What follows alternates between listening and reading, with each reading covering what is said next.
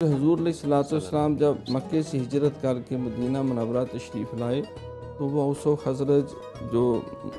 دو بڑے قبیلے تھے، دیگر اس علاقے کے لوگ وہ سال میں 2 تہوار مناتے تھے، کیونکہ وہاں اکاذہ کا میلہ بھی مشہور ہے۔ تو وہ تہوار بنیادی طور پر بتوں کی یادگار تھے، بتوں کی یادگار کے طور پہ مناتے، اور اس میں وہ ساری خوشیاں بھی کرتے، کچھ جائز بھی تھی، بہت ساری ناجائز بھی تھیں، شرابیں بھی پیتے، جوئے بھی کھیلتے، لڑائی جھگڑے بھی ہوتے، دیگر بھی کئی، اور بتوں کے قصیدے پڑھے جاتے، اور بتوں کے نام کے اور اپنے خاندان اور اپنے قبائل کی بھی شان میں لمبے لمبے وہ قصیدے پڑھتے تھے۔ تو حضور علیہ الصلوۃ والسلام نے فرمایا میں تمہیں اس کی جگہ 2 تہوار عطا کرتا ہوں، ایک عید الفطر اور ایک عید الاضحیٰ۔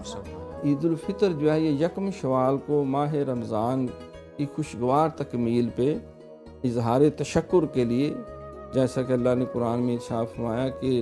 وَلِتُكَبِّرُوا اللَّهَ عَلَىٰ مَا هَدَاكُمْ وَلَعَلَّكُمْ تَشْكُرُونَ، تم اللہ کی بڑائی بیان کرو۔ یہ جو تکبیریں پڑھتے نا،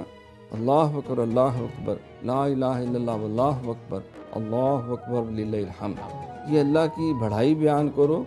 اس بات پہ کہ اللہ نے تمہیں ہدایت عطا کی۔ تم بتوں کے چنگل میں پھنسے ہوئے تھے، تم گمراہی کی زندگی گزار رہے تھے، تم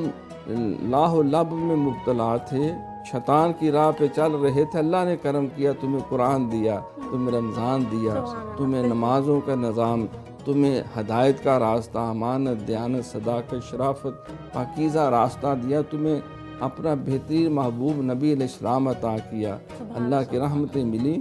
تو اس پہ تم اس ہدایت پہ اللہ کی بڑائی بیان کرو، اور تم اظہار تشکر بھی کرو۔